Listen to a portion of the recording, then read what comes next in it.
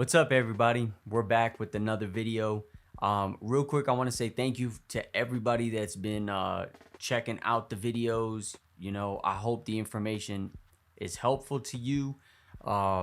Best of luck on your journey. Feel free, if you got any questions, ask me. I'll try to provide you as much information as I can. I'm by no means a subject matter expert, but I will try to figure out how to get the answer or share any information that I know. Now, this is the third episode in my journey, and at this point, I've passed the exam. I've completed my E-QIP.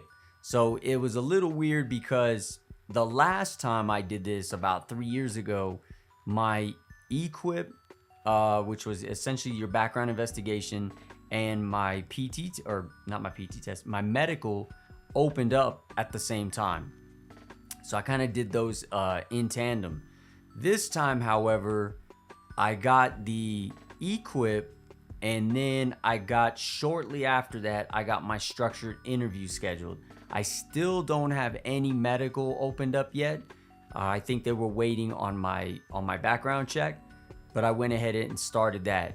I had until, as the time of this video, until the 7th. I got it done on the 5th, if I'm not mistaken. So I had a little bit of time left. However, I wish I would have waited because I had some changes that I needed to make, and now just kind of at the mercy of whatever they say. So talking about the E-QIP real quick, in my experience, I come from a military background, and I've done a whole bunch of these things. Essentially, they were what we had to do in order to secure our security clearance. And I was in the military at a time when you didn't specifically need a security clearance, just if it was relevant to your job. We had some vehicles that we had just got issued, so we had to do our security clearances. Now, I do recall filling one out when I first enlisted, but maybe I just never paid attention to it. Nevertheless, the E-QIP, it can be a burden in itself, just in terms of getting the information, because it does ask for a lot of information, and there's a few different ones that you would do. Some of them, I believe, only go back 7 years. This one actually goes back 10 years. For me, you might think that, well, not too much has changed in the last couple years, but if you've changed jobs, if you've changed addresses, if you've maybe you had a purchase, or at one point maybe your credit was bad and now it's good, or maybe vice versa. Well, usually if it's good, then you wouldn't have to report that, but if it's bad, then you might want to have to report that. But you have to pay attention to those things. Now, there are some things that do help. For example, what I've learned in all my experience in doing these background checks is you want to keep your records. And by that I mean, anytime you get a free credit report, you can get your annual credit report from all credit bureaus once a year for free. Now, there is a caveat to that.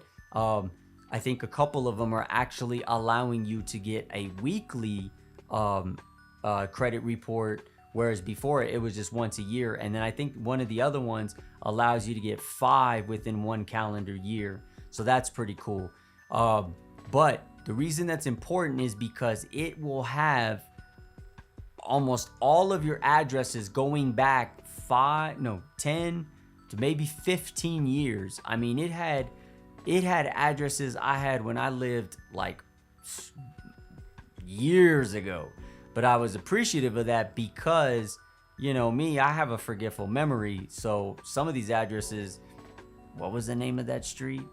Or I might remember the name of the street, but I don't remember the numbers. So if you're like me, that comes in definitely in handy.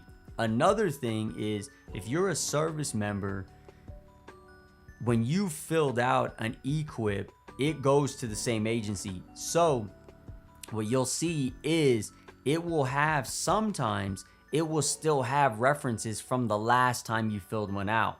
So for me, that worked because I didn't have to hunt down a lot of references. But I'm getting ahead of myself. Let's jump into some of the areas. I won't go into the specifics of the E-QIP, but I will just kind of cover those areas where you'll want to make sure you have your ducks in a row before you go to complete it.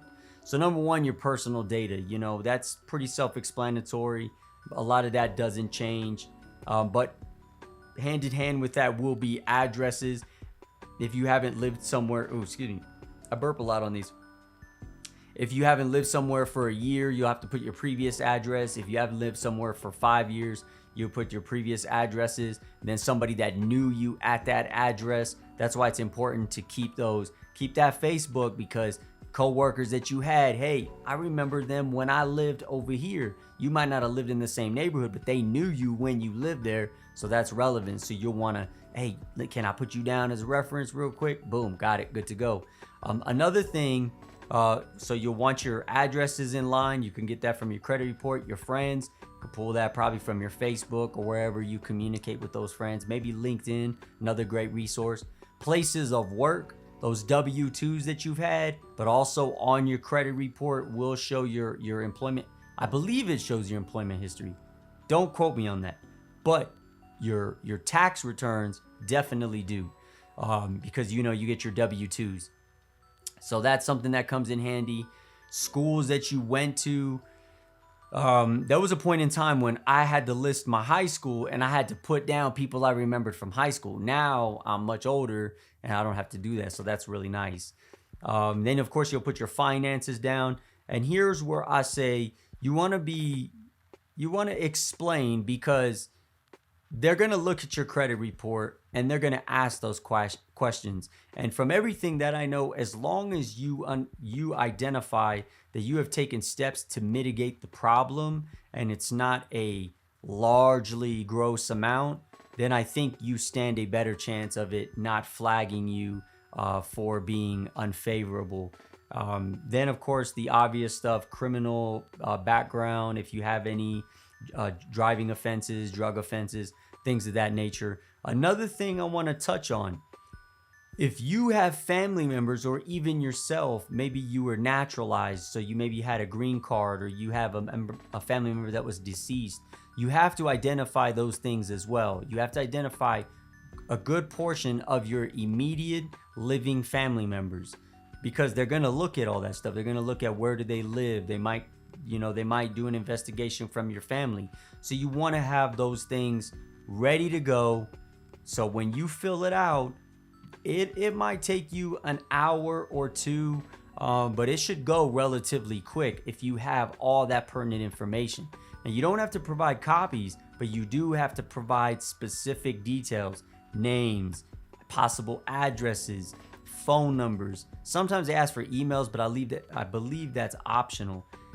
Another tip that I want to give you is when you put your dates for your work history, as well as where you live, I think more specifically your work history, you don't want to have any gaps. So in other words, if I lived somewhere from January of 2022 and I moved in March, let's say I stayed with a relative for a couple months, but then I got my next place to actually live, I don't put that next place to live. I just put estimated from this date, January, to April 1st, estimated. And then from April 1st to maybe that's my present residence, present is when I put that next address. So you want to have it consistent. And that's with your workplaces as well. If you're a service member and let's say you deployed, or maybe you PCS'd, you PCS to like Korea, you still want to identify those locations because you did have a new place of residence and you did have a new line of employment in a different location. And that's the same thing for different duty stations. Now, you don't have to, if you're in the same duty station and maybe you just switch job titles, you don't have to put that. But if you actually moved from one duty station to the next, you're obviously going to put that because you're going to have a different address. And then there'll be a conflict. You might have it on the address for where you lived, but not where you worked. So they'll be like, hold on, you were working in Washington, but you were living in Georgia? That don't make no sense. You see what I'm saying? So you just want to make sure that you go through those things with a fine-tooth comb. I think at the time of this video, I may have already uploaded a video I have where I talked about resources, But resources where you can get a lot of this information, if you got questions, is in the candidate portal.